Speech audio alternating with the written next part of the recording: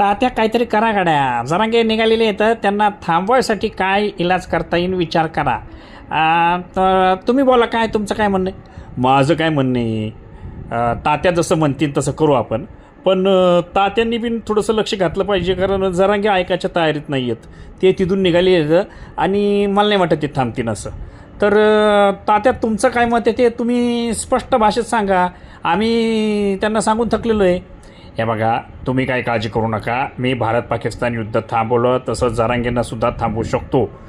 त्याचा याचाच काही संबंध नाही तात्या, तुम्ही वेगळं बोलताय. अहो तसं वेगळं काही नाही.